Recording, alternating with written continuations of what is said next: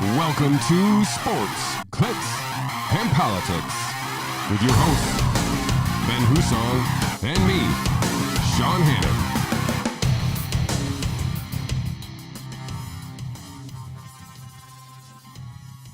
Welcome to episode 59 of Sports, Clicks, and Politics. Mr. Hussong, thank you for joining us as always. Love it. Thank you, the wonderful audience, beautiful audience. Thank you for joining us as well. Another Monday here in 2021. Another day of bizarre news stories to cover, I guess, here at the wide world of sports, clicks, and politics. I hope the simulators get sober soon because this is getting out of hand. It's craziness. Anything exciting over the weekend? Did you get tested and or vaccinated and or test positive for COVID all in 1 week maybe? I did not. Okay, good. I did not. That'd be a wild weekend. Mine was a little more subdued. Did a little hiking, did a little mountain biking with my family, which was very fun. Coached some baseball.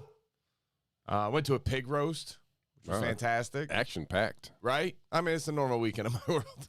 It's where we lead very different lives. I got this over the weekend. Ooh, show the folks. So I'm only about 100 pages in. I haven't uncovered any new nuggets here to share with you, but I'm sure I will when I do. But it's that's if you know, that's from Julie Brown. She's like the Miami Herald reporter who kind of broke all the case. So this is kind of like a consolidated rehashing of her whole story there. So it's got a lot of detail in it. So I don't know. I'll fill you guys in as I get through the end here. Probably take it maybe by next week. I mean, if you're looking for another good book, I stumbled upon one today. The book is, coincidentally or conveniently enough called The Virus. It was written a while ago. It was written in 1982. It's about the government releasing a deadly virus into the population as cover for population control through a forced vaccine. Guess who wrote it? I don't even want to know. Boris Johnson's father. That's just fantastic. I'm not going to read that book. I'm not either, but oh my God, that's funny. Remember whose father was it that was writing the book about sex slavery? Yeah, it was Donald Barr. Oh, right. Former Attorney General Bill Barr's father, who then, worked for CIA, all during the years when Epstein was getting started. It's it's coincidence, obviously, and his father that's actually mentioned in the book. Precursor to the CIA. It's just weird. Probably, so, Boris Johnson's dad. That's interesting. I'll have to at least peruse that headline. Send me something about that later. Our weekend seemed to be better than a couple golfers. You been watching the Olympics? I did not. Me neither, really. Well, my girlfriend was watching the Olympics, so I watched some of whatever she did. I think she was watching gymnastics last night. So Simone Biles, right? She's supposed to be famous. Yeah, she's supposed to be like it's other level that they have to rate her differently because if other gymnasts tried to do what she does, they would she's like making themselves. up her own moves in midair. Right. And they're like, I guess it's a 10. Yeah. But the golf Olympics took a couple hits over the weekend. Bryson, you sent me this article today. I saw Bryson and John Rahm both out of the Olympics. John Rahm. Poor soul. So for those of you that don't know, John Rahm had COVID, like a symptomatic case, recovered from it. He was good to go, had antibodies, the whole nine. Vaccines roll out. He decides to get vaccinated and do his part. Got vaccinated. So he had it. Then he got vaccinated. And then he tested positive on a PCR test during the Memorial. And he tested positive on, I believe, Sunday. It was Saturday or Sunday. When he was in first place with a pretty good lead. No symptoms. Playing an outdoor sport that is naturally socially distanced, but he had to withdraw despite having recovered from COVID and from being vaccinated, but he had a positive COVID test after 3 negative ones. He's keeping us safe, Ben. And then the Olympics roll around and the same John Rahm gets another positive PCR test. That's tough luck, man. That's tough. I wonder if they were within 75 days of each other. Doesn't that how long the PCR test stays positive? That's a different story. We'll actually get into PCR later in the end of the show here, so. Good. We got some of our usual topics. Hunter Biden. Yes. It's never boring. Nursing homes. Less fun. Yeah. Dr. Paul and Dr. Fauci going at it again. That was That was a good one. That was good. Yeah. I enjoyed that. That'll be fun. I don't think that's going to be the end of. That'll be the last one either. I think they have. I think Rand. I slipped there. I think Dr. Rand Paul will make sure that there's at least one more round. It would appear likely. Yes. And then we've seen. I don't know if you see all these countries are having their uprising. Good. Not really talking. Nobody's talking about it though. No, just don't cover it. It doesn't exist. Yeah. And then of course we get one of our all-time favorites. FBI foils FBI terror plot. They're really good at that. They love it. It's like their best skill, actually. Oh. All right. Well, let's talk about some craziness in sports here first. What?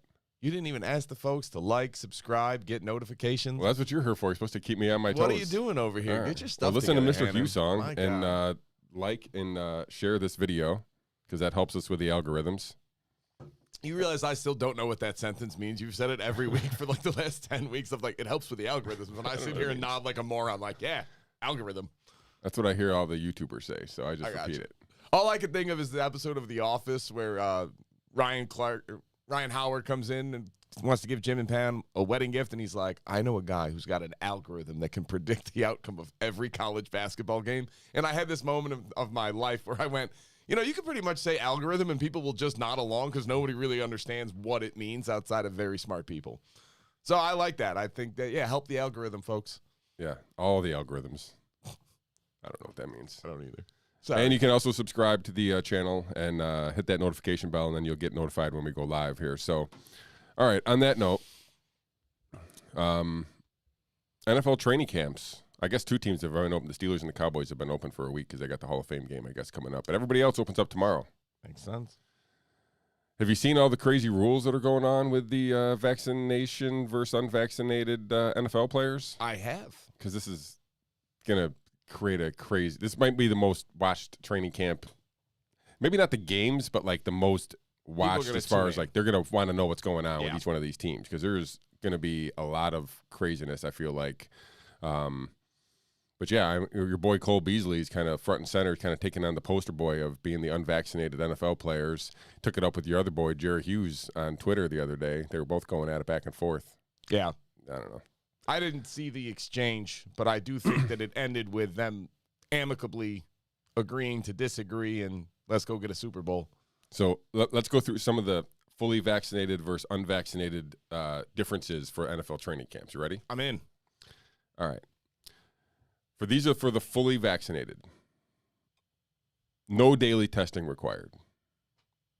Seems fair, right? Masks not required at the club facility or during team travel. So no masks if you're vaccinated. Sure. No physical distancing required club facility with any vaccinated individual. So as long as you're with another vaccinated individual, you can kind of do your thing, right? Sure.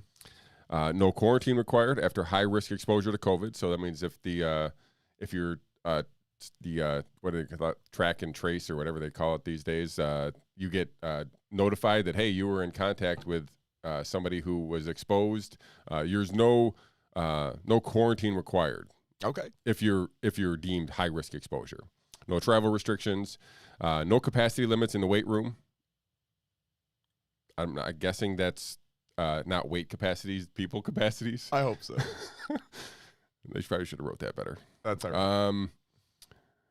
May eat in the cafeteria with other fully vaccinated individuals. Hey. So you can eat with other clean people. And no restrictions on social media, marketing, sponsorship opportunities. Apparently you're free to make money outside of the NFL if you're fully vaccinated. So kind of. That's the first I read that. I'm like, what? May use sauna and steam room. Nice. No, luxury. And may interact with vaccinated family friends during team travel. Okay, let's flip to the unclean people. Sure. Testing required every day. Naturally. Mask required at a club facility and during travel. I mean, obviously. Must remain physically distanced from others in club facility. So, sure. I guess you can throw a ball back and forth to each other. Is that distance? Must quarantine after high-risk exposure. So if you're somebody, your buddy or whatever, somebody you're with is deemed positive or something like that, you must quarantine. It doesn't say how long you must quarantine. I'm assuming that's until some kind of further notice. Travel restrictions in effect. No further elaboration on that. So I'm assuming that there's going to be some kind of travel with only unclean, unvaccinated people as well, I guess. 15-player limit in the weight room. So do they have 2 weight rooms or do they have shifts? My guess is shifts. Okay. I'm going to Wait, go. is it 15 unvaccinated at once, or if Yes. it was one unvaccinated, can there only be 15 even if they're vaccinated? I wonder if just one. Yeah, I'm guessing if you're vaccinated, you're not going to hang out with the unvaccinateds, right? You know, this is probably why it's. This is so dumb. Yeah, I'm going to keep reading. Go ahead. Sorry. Players must be physically distanced in meal room, may not eat with teammates. You're unclean. Go sit in a corner. Staff must grab and go, no meals in the cafeteria. So if you're unvaccinated staff, you can't even be around us. It's amazing. Them. Sorry. That's okay. No social media marketing sponsorship activities permitted. So you can't make money if you're unvaccinated outside of your paycheck. Reasonable. Seems. How is social media? What? What? What? How do they not have media opportunities? How is that? Whatever. Never mind. May not use sauna or steam room. And may not leave team hotel to eat in restaurants. May not interact with anyone outside of team traveling party during team travel. So they're making it extremely difficult for the unvaccinated NFL players. I can see why they're pissed. Yeah. Can we, before we dive into this, can I just point out something here? Sure. Every time that somebody who's vaccinated gets COVID, which seems to be happening more and more, the response is always, it doesn't guarantee that you're not going to get it. It just means that you're not going to get as sick and you won't end up on a ventilator. And that's really what the point of the vaccine is, which first off, mind-boggling goalpost shifting, but, good for you, because that's normally what we think of when we think of vaccines is I'm still going to get it but not get as sick. That's why I got my smallpox vaccine. I'm hoping to just get a mild case of smallpox. But okay, accepted. Think about that claim in light of these rules. So I don't need to get tested regularly if I'm vaxxed, even though the point is not that I won't get it. It's just that I won't get as sick. But I don't need to wear a mask. I don't need to get tested. I can be around everybody. So there's a disconnect here for me of like, well, what is it? Well, they're 94% effective at preventing symptomatic cases of COVID. Well, how does it do with preventing asymptomatic cases of COVID? Because that's what most of these guys, what John Rahm's got, that's what a lot of these athletes are ending up with. Well, shut up. All right, cool. Sorry, I just the divergence in logic there is hard for me to wrap my brain around. Oh, they don't even care. They're not trying to make sense here. They're just trying to dictate, really. But this all comes on the fact that the NFL has basically threatened forfeits for these teams, right? So the teams are not going to lose games that are going to cost them, potentially tens of millions of dollars for losing games and missing the playoffs or whatnot. So crazy times in the world of sports here. We got the Olympics and the NFL still mired down in COVID nonsense. I mean, it seems as though we should be past this already, and it's not even. We're still like literally knee deep in it. Yeah, I mean, listen, everybody wants, and I guess locally it makes sense that Cole Beasley is sort of the focal point, but even nationally he's becoming like a lightning rod figure as if he's this overly privileged white guy in the NFL who's just anti-vax and that he's putting all the other NFL players at risk. In reality, there's a lot of NFL players that are coming out and kind of being like, no, I don't want it. DeAndre Hopkins is one of the bigger names. Tom Brady is, I don't think you can get a bigger name. Josh Allen, didn't he come out and said he wasn't getting it? Josh Allen hasn't spoken about it in a long time, but he said a while ago, I'm just not sure. I've got a lot of questions, and I haven't heard any updates since then. I had a friend that asked me, like, do you think Cole Beasley's just doing this to cover Josh Allen? Because if everybody's looking at him, I said, yeah, but I can admit that's probably just wishful thinking on my part. That makes sense, though, because, I mean, I don't know. Again, Cole Beasley basically hinted that he was protecting younger players at the beginning, right? So he said, I've been in the league 10 years. I am who I am.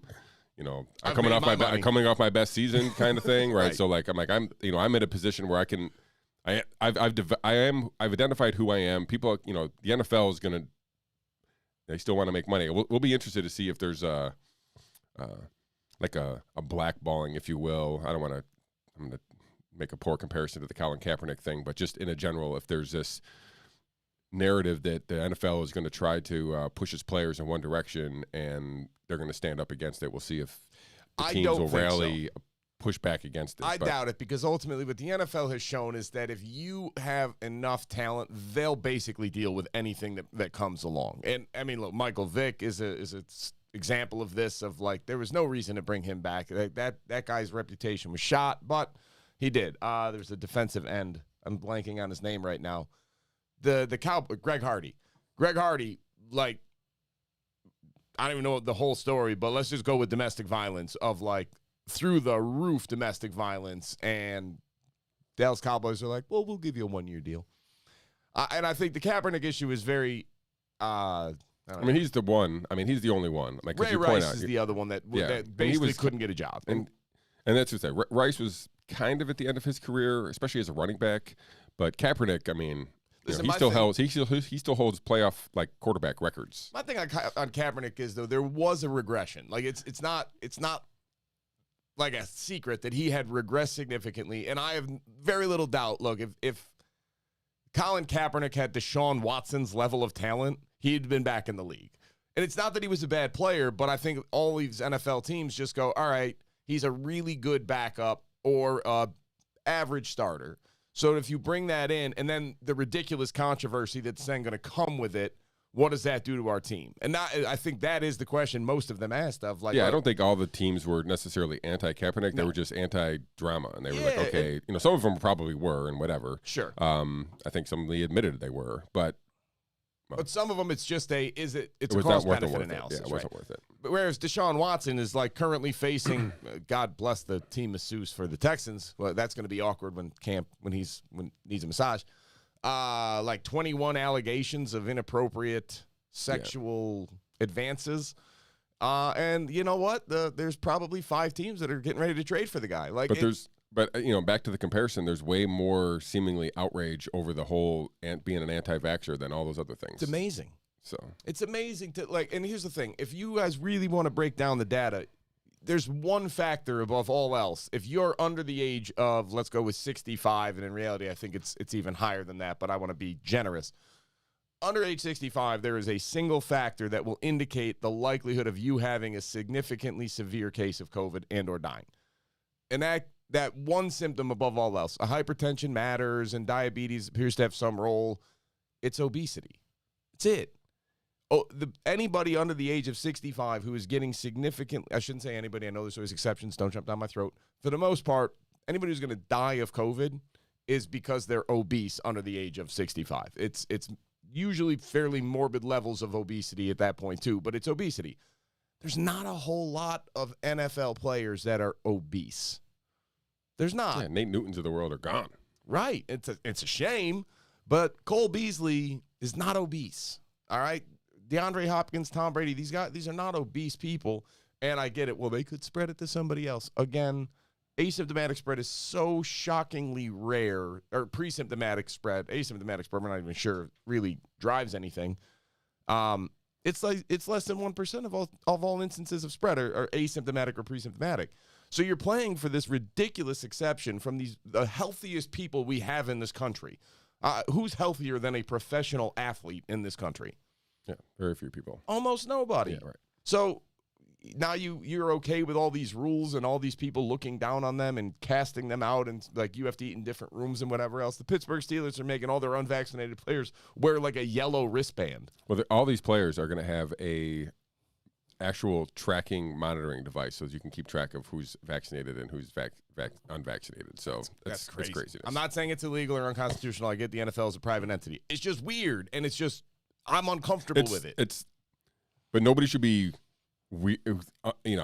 shocked that these players are upset about these rules. Like, that's the point. Is people are like, well, this is what you should get. Like, kind of like guilting the players into this, but like they deservedly should be upset. So yeah, listen, Ezekiel Elliott came out and when somebody pointed out the rules to him, he goes, "Wait, they're going to take away game checks?" And the guy's like, "Yeah." I said, "Whoa." He said, "Well, what about you?" He goes, "Look, I came from a family where we didn't get vaccinated as a child. I did get this vaccine. I chose to do it from whatever this, but man, I'm not ready to tell somebody else they have to, or I'm going to take away their paycheck. Like, that's crazy." And everybody looks like, "Oh, you're so dumb. How could you even think that way?" It's like we've hit full stupid on a bunch of professional athletes.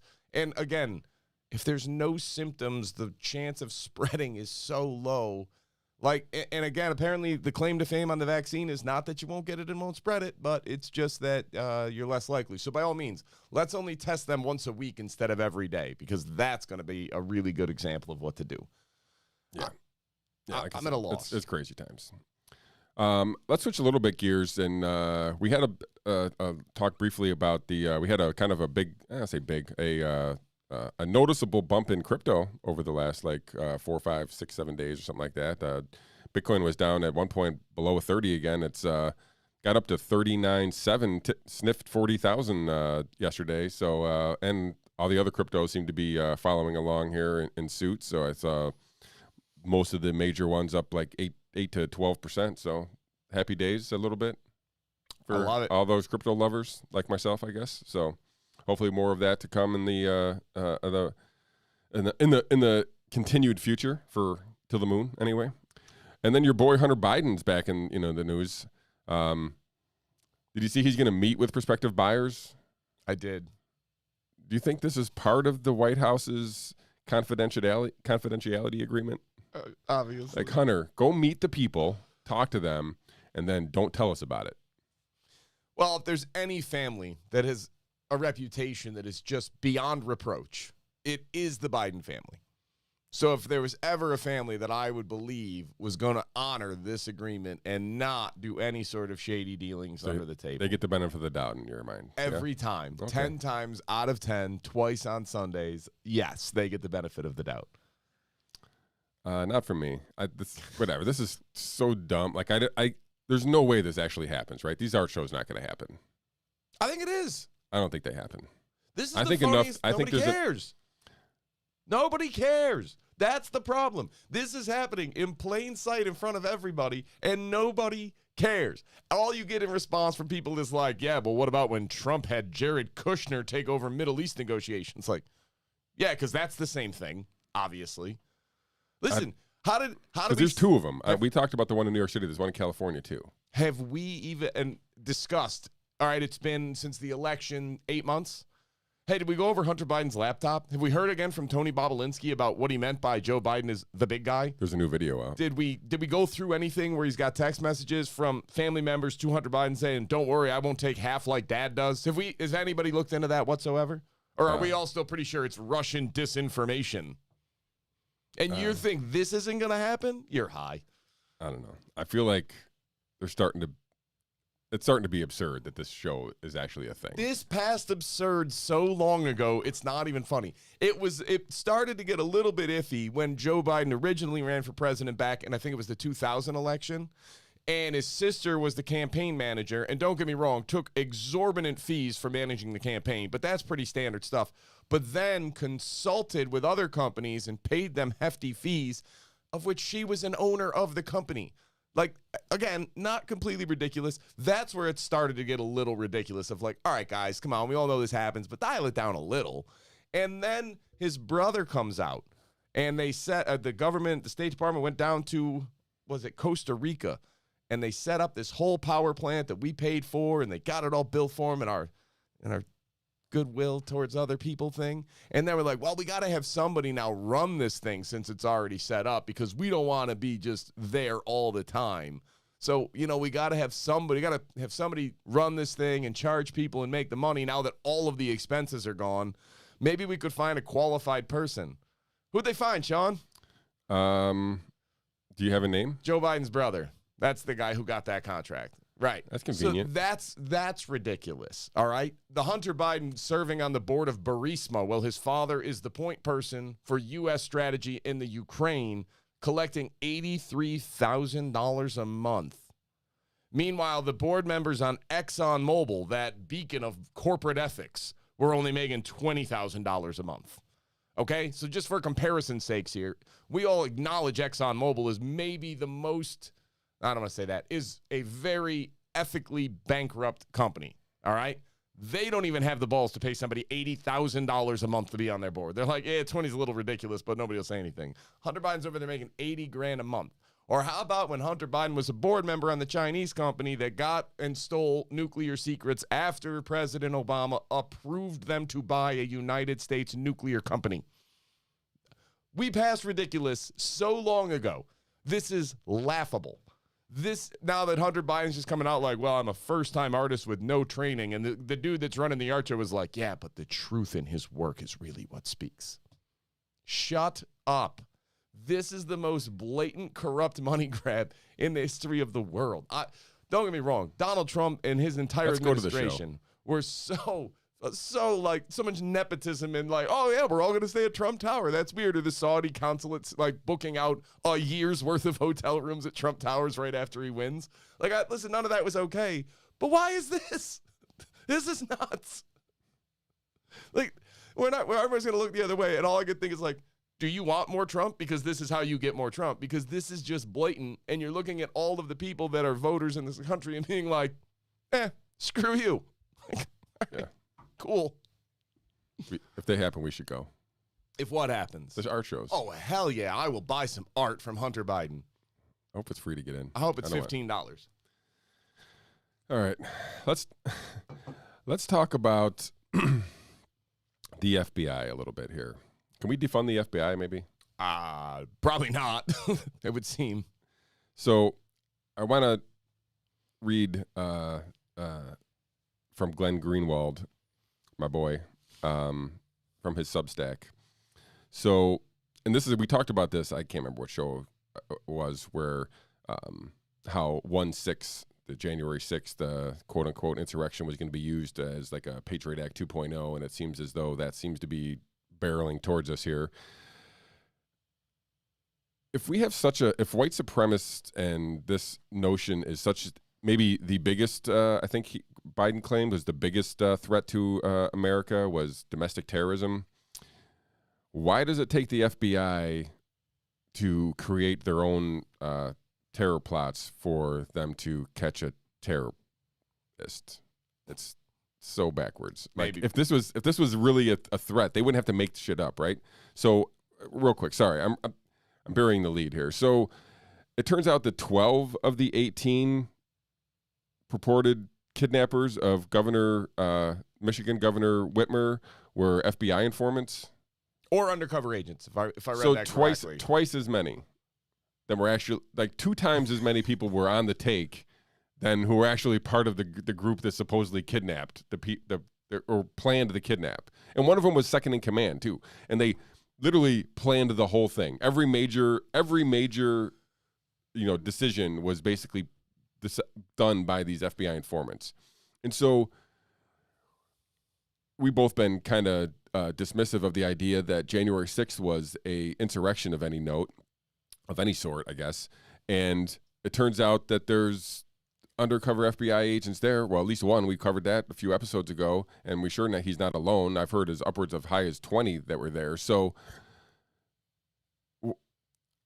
is this really... I don't know if false flags the right thing, but maybe they're domestic false flags in a sense to try to get this surveillance state amped up even more and to focus it and target American citizens. And it feels like the FBI has been a complicit actor in making this happen. It's hard to argue the other point at this juncture of, like, with everything we know.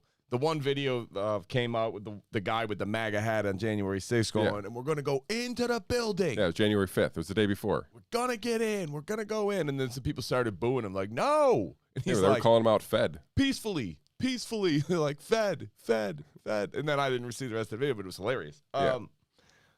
Did you see who was right next to him in that little clip? I don't know who that is, though. That's the Antifa guy. Okay. We covered him before. He was the guy who was, he was right there when Ashley Babbitt got shot. He was the one basically video recording everything. But that was the idea that there was no Antifa there, but then he was there. So, but this bigger story, though, is that if there's this threat from domestic terrorism, the FBI is behind it. It's hard to argue. I mean, honestly, and the FBI will freely acknowledge that, look, this is the way the federal government works. You need money for your organization. You want more money for your particular branch. And if you came out and just said, all right, there's minimal threat of this happening, there's minimal threat of that happening, and for the most part, we won the war on terror, so we're not overly worried about that, but we got to keep on surveilling the landscape, then you're not going to get a big budget. But if you come out and be like, there are 4,215 white supremacist organizations in the country, that demonstrates a 90% increase, and it is the gravest threat facing America today. And then you ask, like, just a few follow-up questions of, hey, how many of those groups have, like, more than 2 members?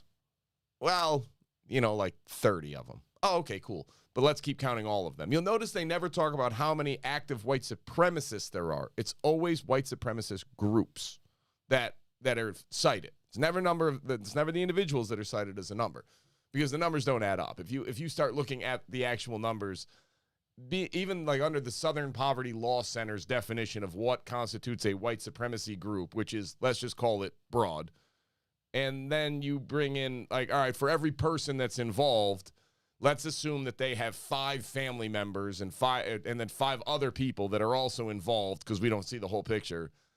Even with all of that, and even if you assume that the Southern Poverty Law Center is wrong by half, that there's actually twice as many groups, all of these things checking out, it's still well under 1% of the population that would be white supremacists.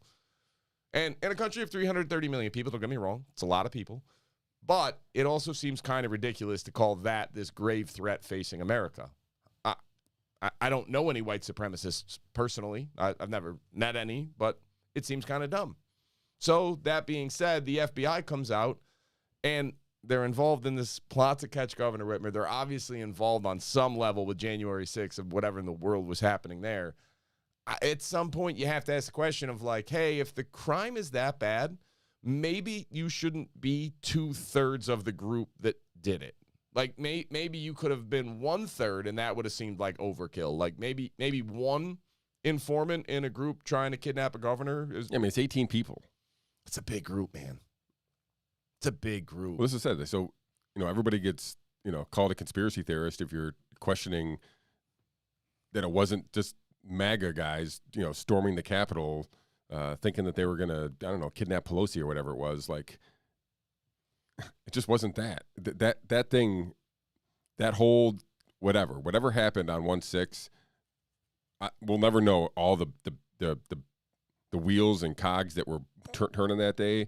But I remember seeing videos during this recently too. I saw that video that you were mentioning, and then I also saw a video of a guy in a MAGA hat yelling at basically riot police, geared up, being like, what are you guys doing? Why aren't you stopping this? Why are you not calling for backup? Like, what is going on here? And so, and we already saw them, the Capitol Police removing the barriers and allowing people and ushering them in through the Capitol. So, or opening a door for nobody was even banging on.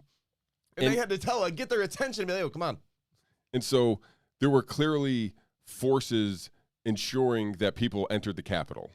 There's still nothing funnier than them walking between the lines. Yeah. Than them following the roped off sections and following right along the path. Like, oh, what an insurrection. Everybody, please, orderly fashion, right along the line. But so to question the idea that our government might be behind that seems like to call that a conspiracy theory or dismiss it as impossible seems naive to me. I agree. I'm not saying it's necessarily true either, but the idea that you would dismiss it offhand seems ludicrous. Of like, you're just not paying attention to what our government actually is, because this is right up their alley. I'm sorry, but it is.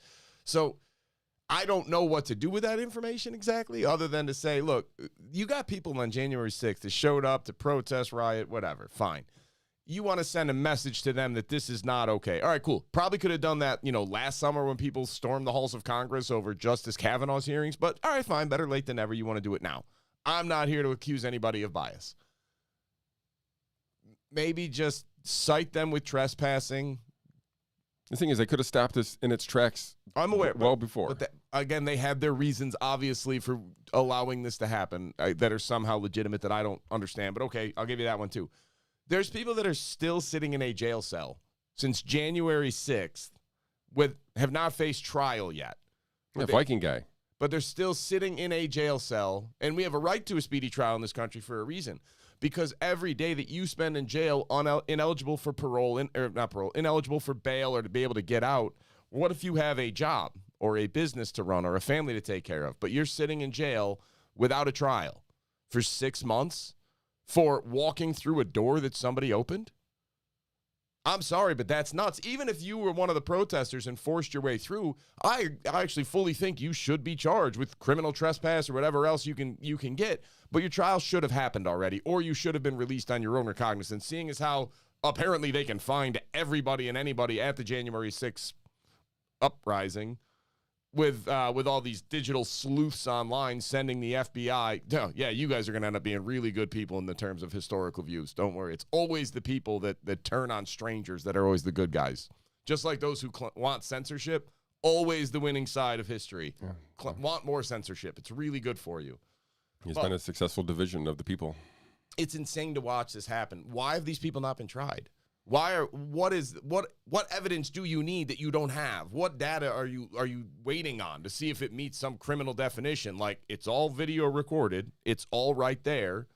Put them on trial, or give them a plea. And this is why people are pleading guilty, because they've been sitting in jail for 6 months, waiting.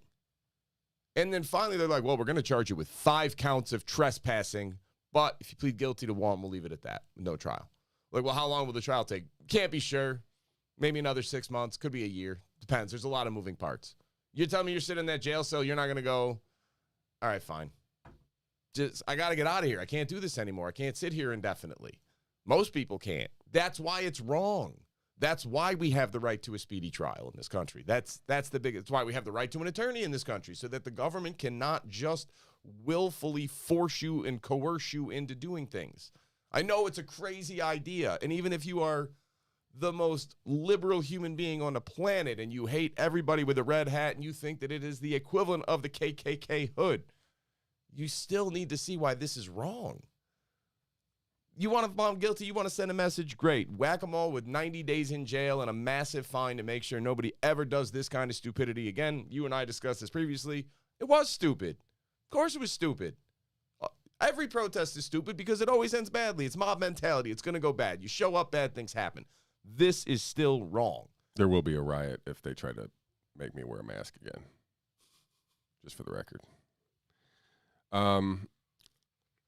Let's switch, well, kind of staying on topic a little bit about justice. The Department of Justice, the federal DOJ there, has dropped the civil rights investigation into multiple states in their nursing home, or I guess actions about sending sick patients back into nursing homes. So that will not be investigated as a civil rights violation from the Department of Justice. Not really sure why. People are kind of pissed. Weird. The state investigation continues, but, you know, who knows? So what you're saying is that Andrew Cuomo made the right call by suppressing all of the data and information to avoid a DOJ investigation until Donald Trump's DOJ was no longer in charge, and then it was the Biden DOJ. And I think maybe we discussed this at the time and said if Biden ends up winning, there's no way the DOJ is going to go after these Democrat blue states for their nursing home orders. I think that was what we said. Sucks being right this often. Yeah. I just want to be wrong. It was New York, Pennsylvania, and Michigan. So it says at this time. So, I mean, I don't know. Maybe there's I'll hold my breath. Wiggle room for that. But disappointing for the folks who, have been calling this out for months and months, if not over a year and a half now. Over a year. Like, we started talking about this last May of like, yeah. Wait. When did that order change? What happened? And then it came out, and Andrew Cuomo's top aide admitted, yeah, we were covering it up. We just didn't want the Trump DOJ to investigate us. And everybody was like, well, that makes sense. Yeah. Well, I guess it worked, as you pointed out. So, what world do we – this is what I mean. The simulators need to stop drinking. This is getting absurd. Why is this okay? Why is this normalized? Why is everybody just kind of going like, well, you know, only 3 or 4, I think it was 6 states had a nursing home order that sent people in, and they all got people killed. And everybody's like, well, we just didn't know. Like, well, apparently 44 other states were able to figure it out and not send people to their death for no good reason. I don't know. Maybe we could have asked, maybe looked around a little bit, but no. And then, I don't know, maybe covering up data from a federal investigation is typically not encouraged. Maybe I'm wrong, but I could have sworn that's what you get in trouble for, is covering up data and information to avoid being investigated, for the sole purpose of avoiding investigation is usually frowned upon. At least it was when I was a little younger and learning this stuff. Like last year. Like in law school, when they taught me that was wrong, and if you were a lawyer and you had a client do that, you had to advise them not to, because that in and of itself could be determined to be a crime, because you would be, obstructing justice. Yeah, the whole investigation of our governor seems to be a farce. Yeah. Okay. Being it nice. Well, another investigation that I think will, I don't know if it'll be a farce, but it'll be fun if it happens, is so Rand Paul is seeking criminal referral against Fauci over the Wuhan lab leak about his lying Lies. to Congress, saying that he and the folks at the NIH or the NIAID and the funds at or the side gig there at Eco Alliance did not fund the Wuhan lab, and basically as Rand Paul was suggesting that he's dancing around the words, basically trying to, use the gain of function terminology just enough to keep himself clean and away from responsibility. So I don't know. You saw the exchange there with Dr. Paul. Any takes on that real quick? Yeah, it's very obvious. All right, look, I'm not a scientist. I'm not that smart, but let's just follow the logic.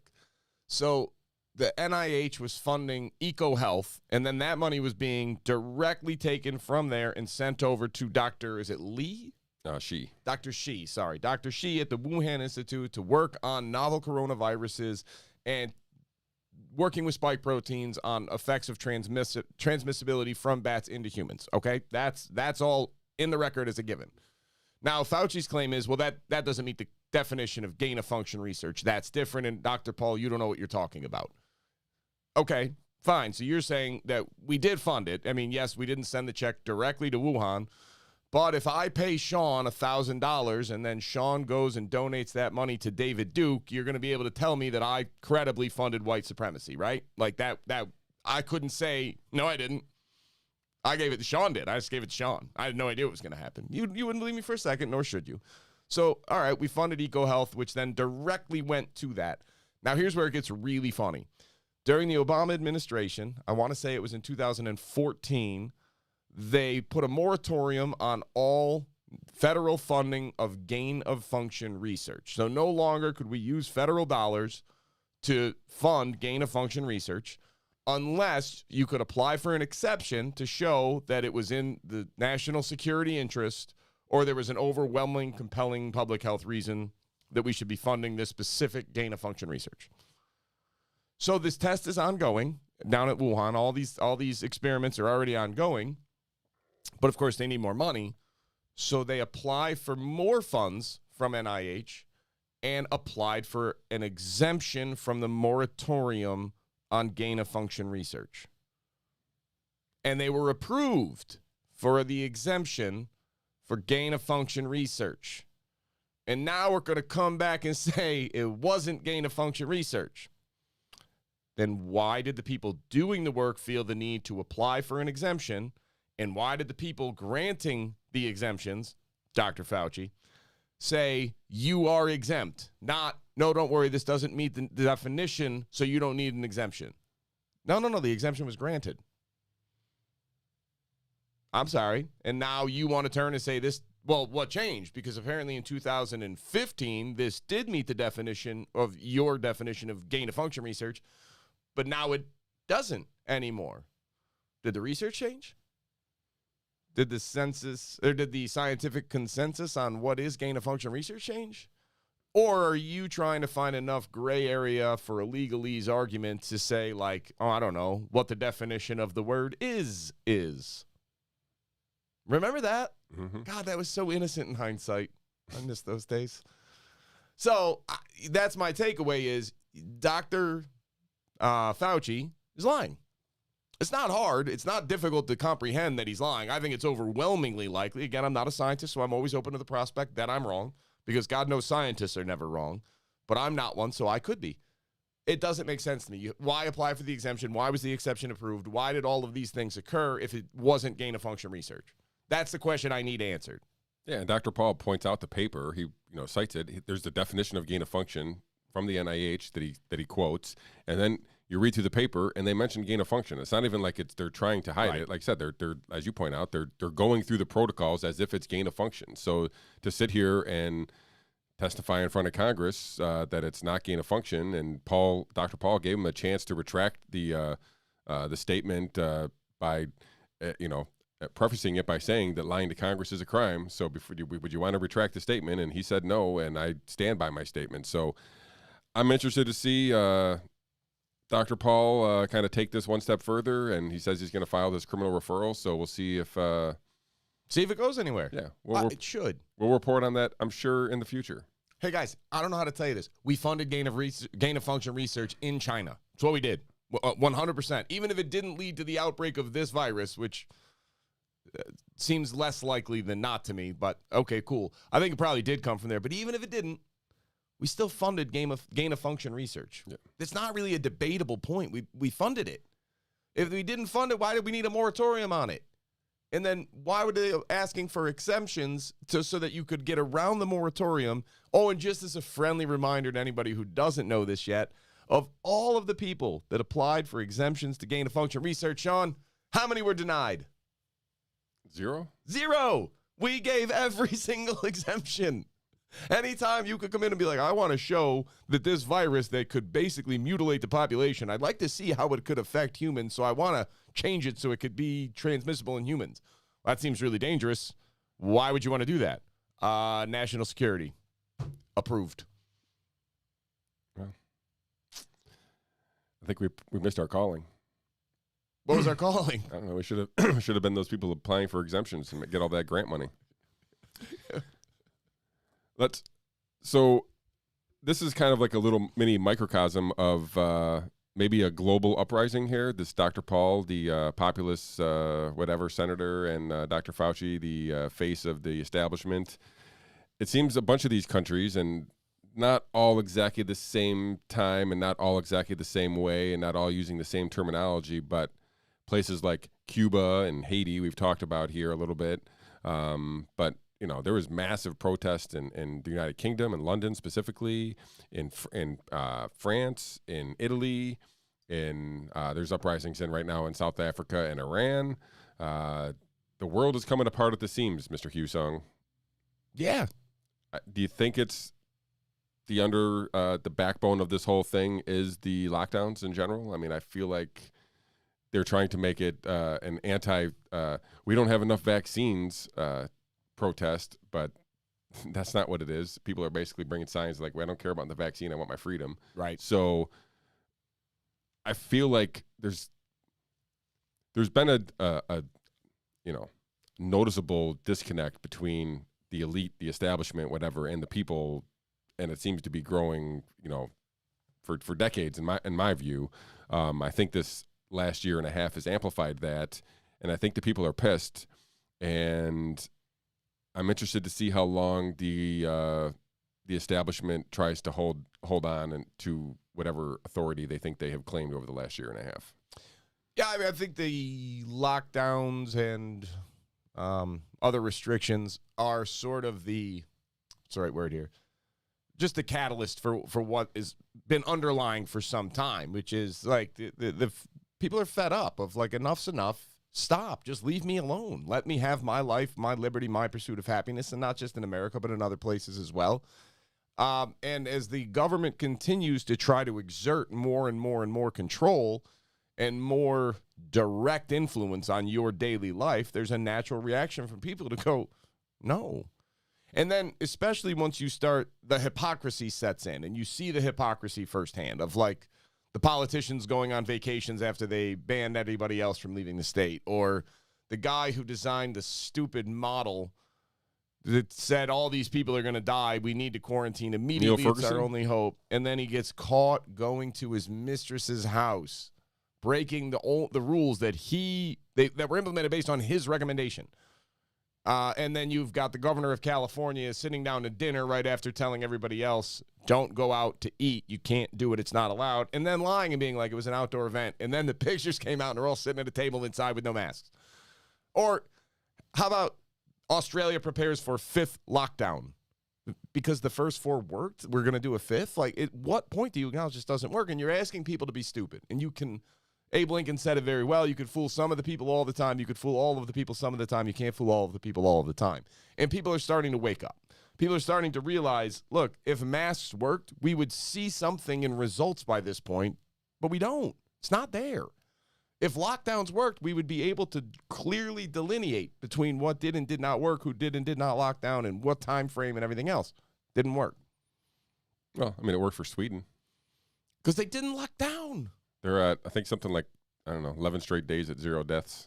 Shocking. Shocking. No Delta spike there in the Sweden. So just, again, it's almost as if they followed 100 years of pandemic planning and preparation as recommended by every World Health Organization and National Health Organization in the world, except 2020 out of China. Everybody else is basing this off of China's response in 2020. Every guidance of public health previous to that recommended avidly against widespread lockdowns and widespread quarantine of healthy people. Every one of them. And look, like it or not, lockdowns kind of are an option for the rich or for the privileged. Like, you can get through it. It's such a disproportionate impact on the poorest people. And then you're going to guilt these people on top of it of like, oh, you're going to kill people. Like, I'm dying. Like, what do you want me to do? I need to have some food. I need to have income. I need to have this. Of like, how could you think about money at a time like this? By the way, nothing says you have money like being able to say that sentence. How could you think about money at a time like this? It's easy when you have money to think that way. It's not so easy when you don't have money, all right? Because whether you like it or not, people need money to buy food and to survive and medical care and everything else. Yes, it would be wonderful if it would all be free, but it's not, and that's not reality because nothing in this world is free. Everything comes at a cost. It's a trade-off. So I think that what you're seeing around the world is sort of a populist uprising of not like nationalism or anything else, really. It's just a leave me alone. You don't know what's best for me. You're not here to tell me how to live and what to do. I will be responsible for my own safety. You just get out of my way. And stop with this. Stop with these things that don't work. Like, you keep threatening, like, oh, it's enough with the carrots. Let's give them a stick. Like, okay. Yeah, well, your boy Fauci's considering mask mandates or mask requirements again for even the vaccinated. It's amazing. Let's not go there right now. It's amazing to think that reasonably intelligent people are still pushing masks out there as if they have any significant impact on the spread of an aerosolized virus. Also, Dr. Fauci, I'd love to ask you this question. Remember a year ago when you said if it was driven by asymptomatic spread, it would be the first time in human history that a respiratory virus spread asymptomatically as the primary driver? I mean, I remember when you said it. So is this the first time in human history, or are we just doing this for theater? Why do we have asymptomatic people with masks on? Why? Did it meet that exception? Is this the first time that it has been driven by asymptomatic spread? Did you know the CDC website still says that if asymptomatic and pre-symptomatic spread could be estimated to be as high as 50% of the spread? I believe it. That's on the CDC website based on a model that was running projections. And that is broadcast for all of these people to look at and read. And meanwhile, we have actual real-world results that we have meta-analysis that looked over all of these people that got COVID and everything else, and we know it's less than 1%. We know that. And yet somehow the CDC just wants to ignore that, and they want to run with their model that says, well, it could be as high as 50. No, it couldn't. It's not possible. The same way that there was no way that we were going to have, what was the death count supposed to be? 2 million people, not counting nursing home deaths by Niall Ferguson? 2 million people with no nursing home deaths. That was the original projection. And now let's talk about the 600,000 number that we actually did die. Why have we still not gone back and rectified that number? We know that it's incorrect. We know that we were counting anybody that had a positive COVID test in the previous 30 to 60 days, depending on the state, and then died, counted as a COVID death. Somebody went back through and looked at all the pediatric ones. You know what they found out? Yeah, there was almost none. And all of the pediatric deaths did occur in kids that were already susceptible to respiratory illness. They had a pre-existing condition that made them particularly susceptible to a virus of this nature. But your average kid with what we would call normal health, for lack of a better word, no chance of dying. And yet we ignore this. We're still pretending like kids are a big risk of this and a big driver of the spread. Like, this is insanity. I'm done. I can't play this stupid game with you anymore. You're not even like presenting good information. You're presenting nonsense. I expect you at the protest. I will listen. I've never gone to a protest in my entire life. I will actually go on a protest for this one. And if they try to make kids wear masks to schools, I honestly don't know. I might actually pull my kids from school. We should start a private school at that. We have to figure that out. There's got to be teachers out there who will teach small group classes to maskless kids. Yeah, I'm so fed up with this. Of like, this is nuts. Like, well, kids are resilient. I don't give a shit if my kid is resilient. Stop asking them to do this craziness. Yeah. Stop. This is crazy. And so, picking up with the CDC there, and this will finish out the show. So, again, if you haven't already liked and shared the video, please do so. Subscribe to the channel and hit that notification bell.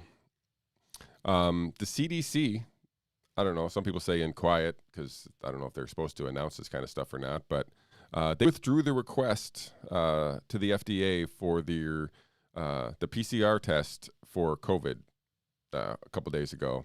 I find it interesting. Most people latched on to this sentence. I'm going to read it here. This is part of the paper here. CDC encourages laboratories to consider adoption of multiplexed method that can facilitate detection and differentiation of SARS-CoV-2 and influenza viruses. Now, I immediately took that as an implication that the PCR test that we were currently doing could not differentiate between the SARS-CoV-2 and influenza viruses. I'm not sure if I'm right about that, and I'll get into that a little bit here. But that seemed to set off a little bit of a social media storm there, basically, that the CDC was admitting that their PCR tests couldn't differentiate between SARS-CoV-2 and influenza, therefore being the reason why there was no influenza in all of 2020, I guess. I sent this to you. Did you have any initial thoughts there, and what was your take there a little bit? I mean, it seems the science is well above my head. I'll be the first one to say that. But me as well. But based on that and some of the opinions that have come in from it and everything else, it does appear that maybe it's not that it couldn't differentiate, but that it couldn't do it effectively and that people weren't bothering to do it. Yeah, it didn't seem like there was no incentive. So you guys may have remember we had Kevin McKernan on here. He is a former scientist, a PCR test expert, former scientist with the Human Genome Project, and now currently he's doing the genome for cannabis and mushrooms. So if you guys, he's helping out the drug markets, if you will, in a sense, cleaning them up. So his take was a little different. He didn't say it was an admission. He didn't say it was an admission. It wasn't an admission either. He just basically pointed out some of the flaws that he found in the test as well, and kind of pointed out to a financial incentive that the reimbursements for patients with COVID were much greater than those with influenza. So if you tested everybody first for COVID and you got the COVID test, there was no incentive to test for influenza at that point. So your reimbursements, if you tested positive for flu and COVID, could have been a little confusing and messed up, and maybe you weren't going to be able to get the full reimbursement. So there was a... And what's the difference? If you're in the position of being the one deciding to run another test, like you got COVID, am I going to test for the flu too? Right. For what benefit? Right. Like nobody's getting any benefit, other than just the world getting more data. But I mean, the hospital is going to be reimbursed, much larger through a COVID patient than they are a influenza patient. So there's incentive to test them for COVID and a disincentive to test them for the flu. And, I'm guessing that played a role here. I'm not going to dismiss the idea that the test couldn't differentiate, I guess. We'll probably never know unless we see the actual sequence there and see what they were actually testing for. And I'm not sure if that's public or not. Wouldn't know how to read it anyway. Right, me neither. Well, hopefully, I have asked Kevin McKernan to come back on the show, and he has agreed. He was kind of allowing for he was being attacked by some paid trolls on Twitter, so basically said he's going to wait to clear that up before he made any more appearances. So he thinks he's cleared there, so hopefully we'll have him in the next couple weeks here. That would be fun. That'd be great. But anyway, I wanted to bring that, we've talked about where's the flu here for months, and maybe we have an answer-ish, or maybe a couple answers here that might play a role in there, so I found that interesting. Mr. Hussong, that kind of brings me to the end of the topics here. Is there any words of enlightenment that you'd like to leave the folks with until next Monday? Yeah. Or anything you'd like to follow up on the PCR stuff before I do that? The PCR thing is if this goes the way it at least appears to be trending right now, which is that the reason that we had no flus was because the way that we were running tests, no flu tests were being done, and PCR was not being set or utilized to pick it up. Man, all those folks that said the masks ended the flu are going to have a real moment of complete denial, which I'm really looking forward to, by the way, because God bless them. They're not going to take this lying down. Yeah. There's no shot that they're just going to accept that this was the very obvious reality, I guess, all things considered, is that there's no way the masks worked to stop the flu and had so little effect on COVID. It just never made sense. Never. Not for a day. That aside, I guess here's my words of enlightenment for anybody out there. If you're not going to get vaccinated, which I'm not here to tell anybody how to live, here would be my non-medical advice to you as somebody who just has read way too much of this and looked way too far into this. Number one, get healthier. Seriously, like that'll help your odds tremendously. Number two, take vitamin D supplements and try to get sunlight, regular vitamin D. It makes a big difference. It will help you in the long run. And if you do happen to get sick, go to a pharmacy, buy a take-home COVID-19 test, and take the test yourself. If you have it, no problem. You can go to the Frontline Critical Care Coalition Doctors website and get on the phone, and for like $200 or $300, you can have the consultation, get your ivermectin and et al. Treatment, and get it cleared up. You don't need to put yourself at risk to just take a stand, because let's face it, if you are older and unhealthier, there is still a risk of this. So I'm not a fan of doing nothing. My attitude is I think you could take enough other steps to mitigate the risks more effectively than what the vaccine can. And that is make sure your vitamin D levels are good. Vitamin C probably can't hurt either, but I've only seen real studies on vitamin D. Vitamin D, and try to eat healthy and do whatever else. But at the very minimum, get your vitamin D levels up. And if you do get sick, don't go to the doctor or the hospital to get it. They sell the tests right at pharmacies. Take the test, and if you get it, immediately go take ivermectin, because it will have a huge impact on treatment and making you better. Yeah, you can take that as soon as you start getting symptoms, basically. So that was borderline medical advice, but please keep in mind, I am not a medical professional. I am not a doctor. I am not a scientist. I am not a health expert. I am none of these things. It's just my own musings and understandings from all of the reading that I have done on the subject. Is if I were in that position, if I were unvaccinated, am I still going with I'm not?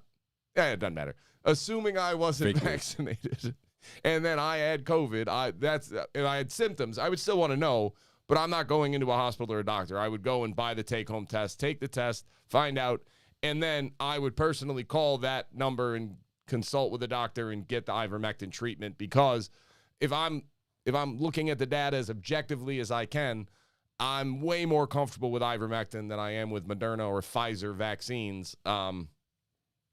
That despite 18 years of history, apparently, still have not passed full authorization and are only approved on emergency use. It's a red flag, whereas I have ivermectin, which has been called safer than water. And let's just say that the prevention and treatment outcomes are comparable.